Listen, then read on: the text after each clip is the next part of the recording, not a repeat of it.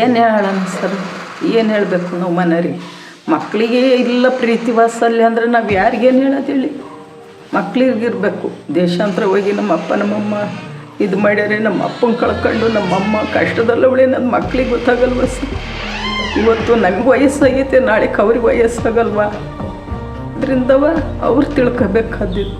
ನಾನು ಅವ್ರನ್ನೂ ತಪ್ಪು ಮಾಡಿಲ್ಲ, ಮಾಡಿದ್ರೆ ಹೇಳ್ಬೋದಾಗಿತ್ತು.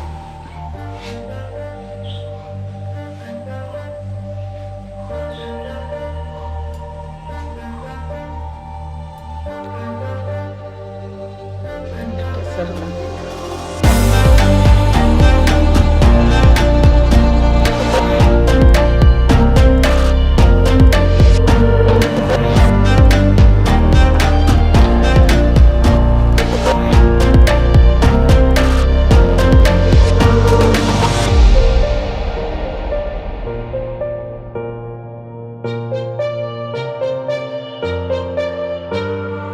ನಮ್ಮ ಹೆಸರು ವೆಂಕಟೇಶ್ ಅಂತ, ಬೇಲೂರು.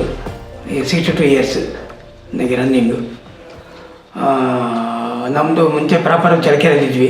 ನಾವು ಬಂದು ಸ್ವಲ್ಪ ಅಲ್ಲೇ ಇದ್ವಿ ಅವ್ರ ಜೊತೆಯಲ್ಲೇ, ಬೇಲೂರಲ್ಲಿ ಹಳೆಯ ಮಗಳ ಜೊತೆ ಮಿಸಸ್ ಜೊತೆ ಅಲ್ಲೇ ಇದ್ವಿ. ಅವರು ನಮಗೆ ಬಿಸ್ನೆಸ್ ಮಾಡಿಕೊಡ್ತೀವಿ ಸ್ವಲ್ಪ ದಿನ ಬಂದು ನಮ್ಮ ಜೊತೆ ಇರೋ ಅಂದರು. ಬೇಲೂರಲ್ಲಿ ಅಂಗಡಿ ವ್ಯಾಪಾರ ಮಾಡಿಕೊಡ್ತೀವಿ, ನೀವು ಅಕ್ಕ ಬಾವ ಬೇರೆ ಇರಿ ಅಂತ ಹೇಳಿದರು. ಅವ್ರು ಎಷ್ಟು ದಿವಸ ಆದರೂ ನಮ್ಮ ಹಳೆಯ ಮಗಳು ಇವಾಗ ಮಾಡ್ತೀವಿ ಅವಾಗ ಮಾಡ್ತೀವಿ ಅಂತ ಹೇಳ್ಬಿಟ್ಟು ಏನೂ ಮಾಡಲಿಲ್ಲ. ತುಂಬ ತೊಂದರೆ ಆಯಿತು. ಮನೆಯಲ್ಲಿ ಸ್ವಲ್ಪ ಹಿಂಸೆ ಆಯಿತು, ಕಿರುಕುಳ ಜಾಸ್ತಿ ಆಯಿತು. ಸುಮ್ಮನೆ ಏನೋ ಒಂಥರ ಕಷ್ಟ ಬಂದುಬಿಟ್ಟು ಮೊಮ್ಮಕ್ಕಳು ಚಿಕ್ಕವರು, ಮಕ್ಕಳು ಅವ್ರ ಕಡೆ ನೋಡ್ಕೊಂತ ನಮ್ಮ ಹಳೆಯ ಮಗಳಿಗೆ ನಮ್ಮ ಕಡೆ ಇಂಟ್ರೆಸ್ಟ್ ಸ್ವಲ್ಪ ಕಡಿಮೆ ಆಯಿತು. ನಮ್ಮ ಮಗನಿಗೆ ಸ್ವಲ್ಪ ದುಃಖ ಆಯಿತು. ಅದಕ್ಕೆ ಎಲ್ಲಿ ಹೋಗ್ತೀಯಪ್ಪ ನೀನು ಅಂದರು. ನಾನೆಲ್ಲ ಬೇರೆ ಮನೆ ಮಾಡಿಕೊಡ್ರೆ ನಾನು ಸಪ್ರೇಟಾಗಿ ಇರ್ತೀನಿ, ನೀನು ನೋಡ್ಕೊಳ್ಳಪ್ಪ ಕರ್ಕೊಂಡು ಹೋಗಿ ಅಂದೆ. ಅಲ್ಲಿ ಕರ್ಕೊಂಡು ಹೋಗು ಅಂತಂದರೆ ಸ್ವಲ್ಪ ನೀನು ಅನುಕೂಲ ಆಗಲಪ್ಪ, ಆಮೇಲೆ ಕರ್ಕೊಂಡು ಹೋಗ್ತೀನಿ, ಏನು ಮಾಡ್ತೀನಿ ಅಂದರು. ಏನು ಮಾಡ್ತೀನಿ ನೋಡಪ್ಪ ನೀವು, ನನಗೆ ಎಲ್ಲ ನನ್ನ ಕಡೆ ವ್ಯವಸ್ಥೆ ಮಾಡಿಕೊಟ್ಟು ಬೇರೆ ಮನೆ ಮಾಡಿಕೊಡ್ರಿ, ನಾನು ಇರ್ತೀನಿ ಆರಾಮಾಗಿ, ಇಲ್ಲೆಲ್ಲಾದರೂ ಕೆಲಸಕ್ಕೂ ಸೇರಿಸ್ರಿ ಅಂತಂದೆ. ಇಲ್ಲಪ್ಪ ಸ್ವಲ್ಪ ದಿನ ಆಶ್ರಮಕ್ಕೆ ತಗೊಂಡೋಗಿ ಬಿಡ್ತೀನಿ, ಇರ್ತೀಯ ಅಂತಂದರು. ನೋಡಿ ನೀವು ಹೆಂಗೆ ಮಾಡ್ತೀರೋ ಅಂತಂದೆ. ಆಮೇಲೆ ಮಾಡಿಬಿಟ್ಟೆ ಸರ್, ಮಗಳು ಹಳೆಯ ಅವರು ಅಮ್ಮ ನಮ್ಮ ಮಿಸ್ಸಸ್ಸು ಅವರೆಲ್ಲ ಹೇಳಿದರು, ಸ್ವಲ್ಪ ದಿನ ಏನಾನ ಅನುಕೂಲ ವ್ಯವಸ್ಥೆ ಆಗೋವರೆಗೂ ಎಲ್ಲ ಆಶ್ರಮಕ್ಕೆ ಬಿಟ್ಟು ಅಂತ ಹೇಳಿದ್ದಾರೆ ಸರ್.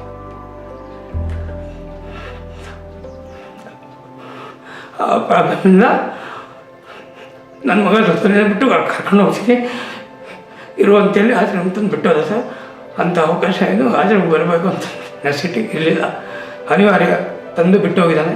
ಅವನೊಬ್ಬನು ನನ್ನ ಕಾಂಟ್ಯಾಕ್ಟಲ್ಲಿ ಇರ್ತಾನೆ, ಮಾತಾಡ್ತಾನೆ, ಕಷ್ಟ ಸುಖ ವಿಚಾರಿಸ್ತಾನೆ, ಊಟ ಆಯ್ತಾ ತಿಂಡಿ ಆಯ್ತಾ ಅಂತ. ನನ್ನ ಮಗ 2 ಸಾರಿ ಬಂದು ಹೋಗಿದ್ದಾನೆ. ಮತ್ತು ನಮ್ಮ ಮಗನ ದೊಡ್ಡಮ್ಮ ಅವ್ರ ಮಗ ಮತ್ತು ಅವ್ರ ಫ್ರೆಂಡು ಅವರು 2 ಸಾರಿ ಬಂದು ಹೋಗಿದ್ದಾರೆ. ನೋಡಿ ಬಂದು ಮಾತಾಡ್ಸ್ಕೊಂಡು ಹೋಗಿದ್ದಾರೆ. ಸ್ವಲ್ಪ ದಿನ ಇರು ಕರ್ಕೊಂಡು ಹೋಗ್ತೀನಿ ಅಂತೇಳಿ ಸರ್. ಇದು 4 ತಿಂಗಳಾಯ್ತು ಬಂದು. ಸೆಪ್ಟೆಂಬರ್ 19ಕ್ಕೆ ಇಲ್ಲಿ ಬಂದು ಸೆಟ್ಲಾದೆ. ಇಲ್ಲಿ ಊಟ ತಿಂಡಿ ಎಲ್ಲ ಸರಿಯಾಗಿ ಕೊಡ್ತಾಯಿದ್ದಾರೆ. ಆದರೂ ಕೂಡ ನೆಮ್ಮದಿ ಇಲ್ಲ, ಏನೇನೋ ಕನಸು ಬೀಳ್ತಾ ಇರುತ್ತೆ, ನಿದ್ದೆ ಬರಲ್ಲ. ಇನ್ನೊಂದು 4-5 ವರ್ಷ ಏನಾದರೂ ಕೆಲಸ ಮಾಡ್ಕೊಂಡು ಏನೋ ಸ್ವಲ್ಪ ದುಡಿಯೋ ಶಕ್ತಿ ಇದೆ. ಆ ಟೈಮಲ್ಲಿ ಕರ್ಕೊಂಡು ಬಂದು ಬಿಟ್ರಲ್ಲ, ಅದ್ರ ಸ್ವಲ್ಪ ಮನಸ್ಸಿಗೆ ತುಂಬ ನೋವಾಗಿದೆ.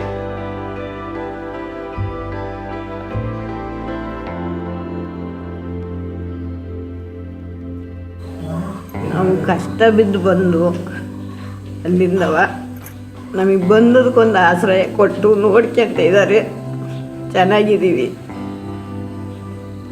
ಎಲ್ಲದ್ರಾಗೂ ನೋಡ್ಕೊಂತ ಇದ್ದಾರೆ, ಚೆನ್ನಾಗಿದ್ದೀವಿ. ನಮಗೆ ಭಾರಿ ಕಷ್ಟದಿಂದ ಬಂದರು. ಮಕ್ಕಳು ಯಾರು ನೋಡ್ಕೊಳ್ಳಲ್ಲ ನನ್ನ.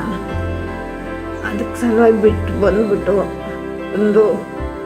ಒಂದು ಆಶ್ರಯ ಕೊಟ್ಟು ಎಲ್ಲ ಮಾಡಿ ಎಲ್ಲ ನಮ್ಮನ್ನು ಚೆನ್ನಾಗಿ ನೋಡ್ಕೊಂತಿದ್ದಾರೆ. ಚೆನ್ನಾಗಿದ್ದೀವಿ ಈಗ.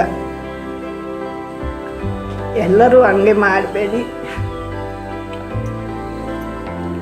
ಅಂತ ಕಳೆಯಿಂದ ಬೇಡ್ಕೊಂತೀವಿ.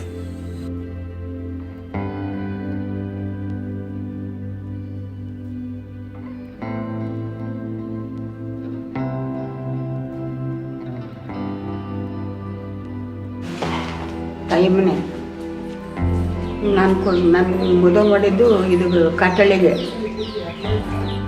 ಅಲ್ಲಿಂದ ಬಿಟ್ಬಿಟ್ಟು ನಾನು ಇದು ಶಾಲ್ಗಮ್ಮ ಗೇಟಿಗೆ ಬಂದು ಮನೆ ಕಟ್ಟಿದೆ. ಅಲ್ಲಿ ಕಟ್ಟಿದ್ದು ಅದ ಮಾರ್ದ ಚಿಕ್ಕವನು ಬೆಂಗಳೂರಲ್ಲಿ ಅವನು ಮಾರಿ ಬೇರೆ ಕಡೆ ತಗೊಂಡ್ರು. ಈಗ ನಾನು ಸೊಸೆಯರ ಕಡೆಯಿಂದ ನಾನು ಮಕ್ಕಳು ಒಳ್ಳೆಯವರು, ಗಂಡು ಮಕ್ಕಳು ಇಬ್ಬರೂ.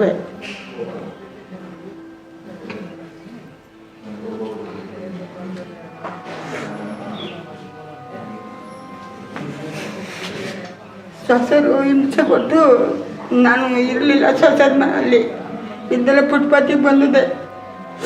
ಬಾಡಿಗೆ ಮನೆಯಿಂದ ಫುಟ್ಪಾತಿಗೆ ಬಂದೆ, ಮನೆ ಸಿಕ್ಕಿಲ್ಲ ಅಂತ. ಅಲ್ಲಿಂದ ಪಾಪ ಇಟ್ಟಾಗುತ್ತೆ, ಅವ್ರ ಕೈ ಮುಗಿಬೇಕು.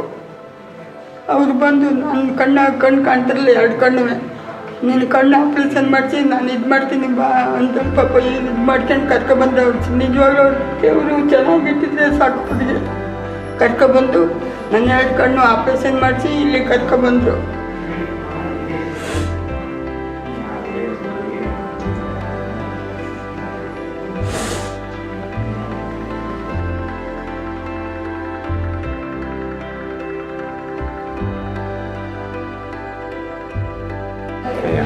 ಏನು ಹೇಳಬೇಕು, ಇನ್ನೂ ಅವಳಿಗೆ ಗೊತ್ತೇ ಇದೆ. ಇಲ್ಲ ಆಶ್ರಮದಲ್ಲಿ ಬಿಟ್ಟು ಬಂದಿದ್ದೀನಿ, ಅಲ್ಲಿ ಇರ್ತಾನೆ. ಅದೇನು ಊಟಕ್ಕೆ ಪಾಠ ತಂದರೆ ಊಟ ಕೊಡ್ತಾರೆ, ರೂಮಲ್ಲೇ ಮಲಿಕತ್ತಾನೆ ಅಂತ ತಿಳ್ಕೊತಾರೆ. ರೂಮ್ ಅಂತಾರೆ. ಏನು ನೋಡಬೇಕು ಅನ್ನೋದೇ ಏನಿಲ್ಲ ಮಕ್ಕಳಿಗೆ. ಅಲ್ಲವೇ 3 ಜನ ಗಂಡು ಮಕ್ಕಳು ಅವ್ರೆ, 2 ಹೆಣ್ಮಕ್ಳು ಅವ್ರೆ.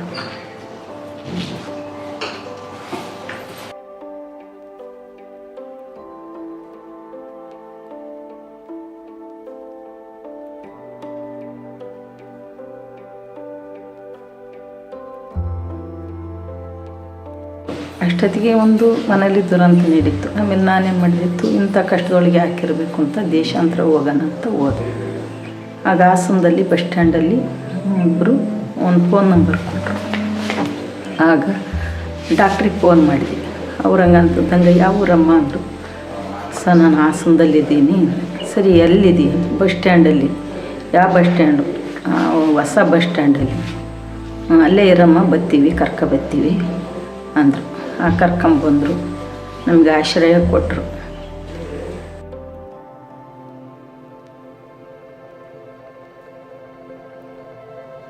ಅಣ್ಣ ತಮ್ಮದಿಗಳೆಲ್ಲ ಇದ್ದಾರೆ, ಎಲ್ಲೆಲ್ಲ ಇದ್ದಾರೆ. ನಾನು ಯಾರ ಹತ್ರ ಹೋಗಿ 10 ಪೈಸಕ್ಕೆ ಕೈ ಚಾಚಲ್ಲ, ಮಾಡಲ್ಲ.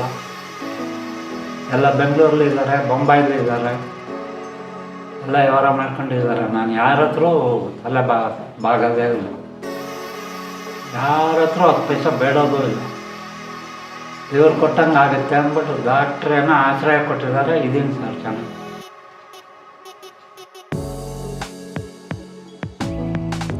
चलो सुनते हैं ज़िंदगी की एक कहानी। ये वही माँ बाप है जो हमें चलना सिखाते हैं। ये वही माँ बाप है जो हमें दौड़ना सिखाते हैं। ये वही माँ बाप है जो हमें ज़िंदगी जीना सिखाते हैं। किसी के लिए अम्मी, किसी के लिए अम्मा, तो किसी के लिए माँ, किसी के लिए अब्बा, किसी के लिए अप्पा, तो किसी के लिए बापू।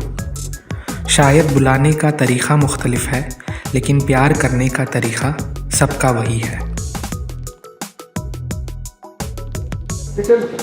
எங்களுக்கு யாரும் இல்லைங்க. எங்கள் வீட்டுக்காரங்க செத்து போச்சு. எனக்கு யாரும் இல்லை. என் பக்கத்து வீட்டுக்காரங்க வந்து எனக்கு கொண்டு வந்து இங்கே விட்டுட்டு போனது. அவ்வளோ.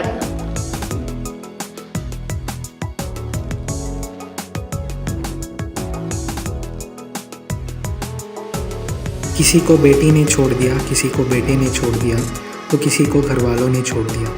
शायद सब लोगों के टूटने वाले रिश्ते मुख्तलिफ है, लेकिन दर्द सबका वही है।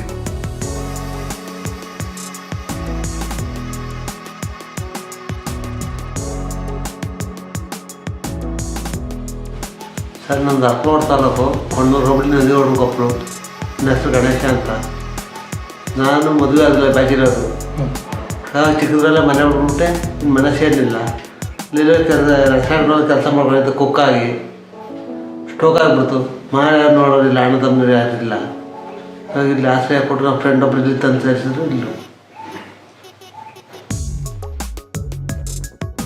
2 ಹೊತ್ತು ಕಾಫಿ ಕೊಡ್ತಾರೆ.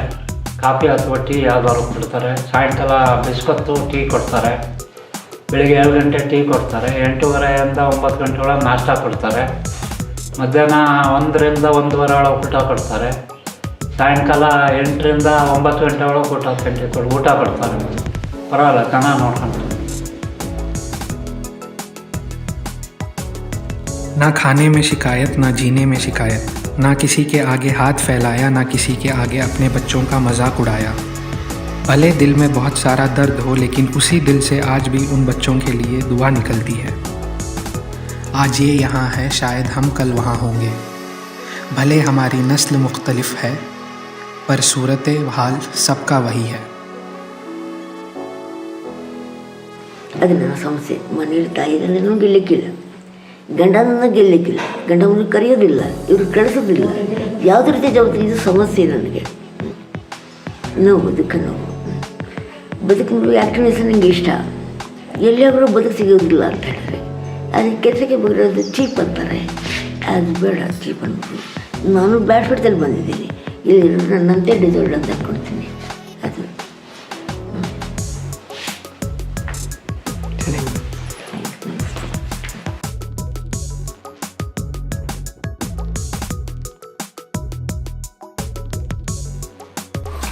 ಚೆನ್ನಾಗಿ ನೋಡ್ಕೊತಾರೆ ನನಗೆ.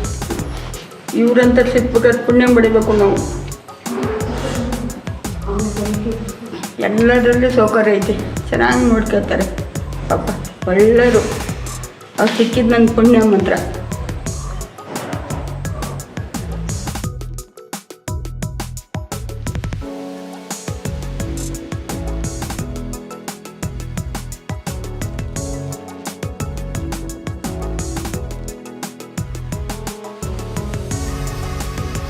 जो अपने माँ बाप का ना हो सका वो दूसरों का क्या होगा।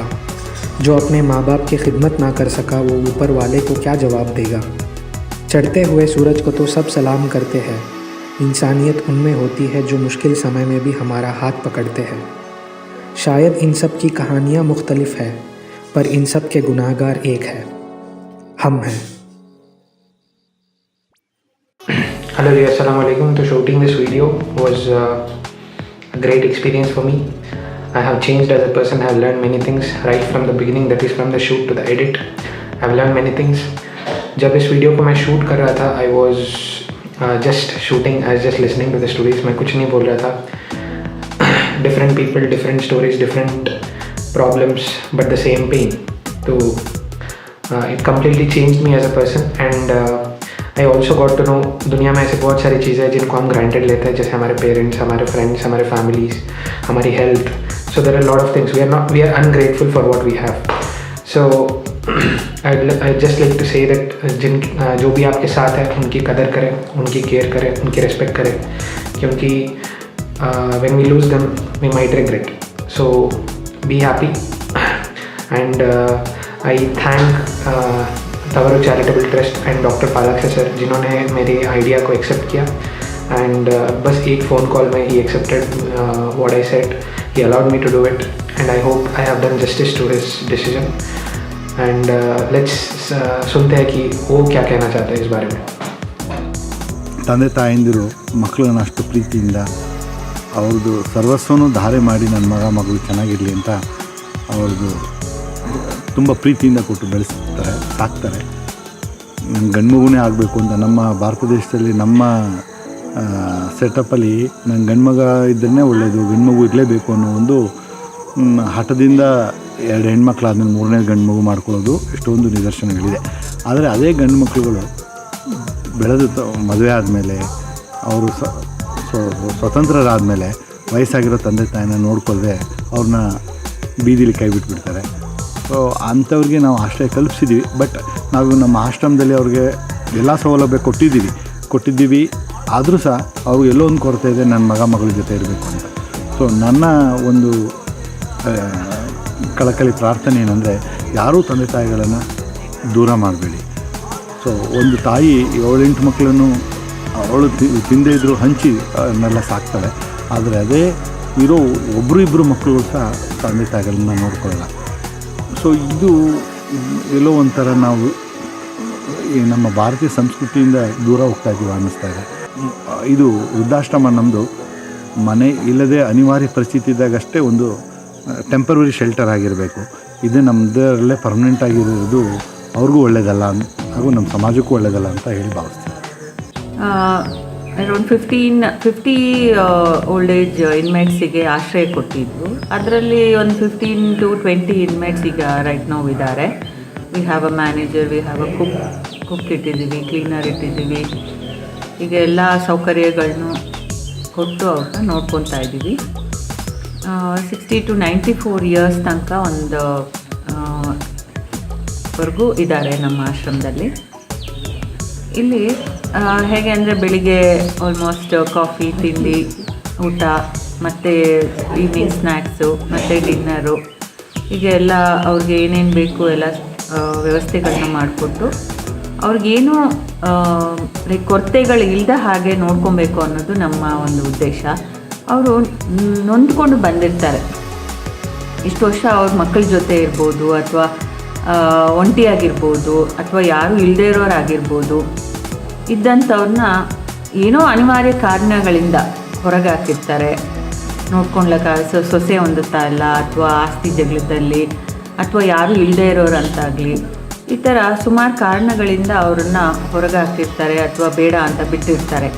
ಅಂಥವ್ರನ್ನ ನಾವು ಪಾಲನೆ ಪೋಷಣೆ ಅಥವಾ ಏನೋ ಒಂದು ಆಶ್ರಯ ನೀಡಿ ಅವ್ರನ್ನ ನೋಡ್ಕೊತಾ ಇದ್ದೀವಿ. ನಮಗೆ ಗೌರ್ಮೆಂಟ್ ಗ್ರ್ಯಾಂಟ್ಸ್ ಇಲ್ಲ ಆ್ಯಕ್ಚುಲಿ. ಸೊ ಈಗ ಕೆಲವರು ದಾನಿಗಳು ಕೊಡೋದ್ರಿಂದ ನಾವು ನಡೆಸ್ತಾ ಇದ್ದೀವಿ.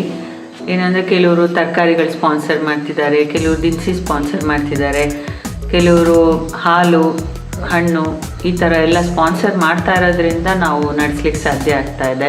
ಇಲ್ಲಾಂದರೆ ಒಬ್ಬರ ಕೈಯಲ್ಲೇ it is not an easy job. So ಹಾಗಾಗಿ ದಯವಿಟ್ಟು ಯಾರಾದರೂ ದಾನಿಗಳಿದ್ದರೂ ಸಹ ನಮ್ಮದು ವೆಬ್ಸೈಟ್ ಅಡ್ರೆಸ್ ಇದೆ, ಬ್ಯಾಂಕ್ ಡೀಟೇಲ್ಸ್ ಇದೆ. ತಮಗೆ ಏನಾದರೂ ದಾನ ಮಾಡಬೇಕು, ಕೊಡಬೇಕು ಅನಿಸಿದ್ರೆ ದಯವಿಟ್ಟು ಮಾಡ್ಬೋದು. ಬ್ಯಾಂಕ್ ಮುಖಾಂತರನಾದರೂ ಆಗಲಿ. 1280G ಇನ್ಕಮ್ ಟ್ಯಾಕ್ಸ್ ರಿಬೇಟು ಸಿಗತ್ತೆ. ಸೊ ಹೀಗೆ ಎಲ್ಲರೂ ಮುಂದೆ ಬಂದು ನಮಗೆ ತವರಿಗೆ ಹೆಲ್ಪ್ ಮಾಡ್ಬೋದು.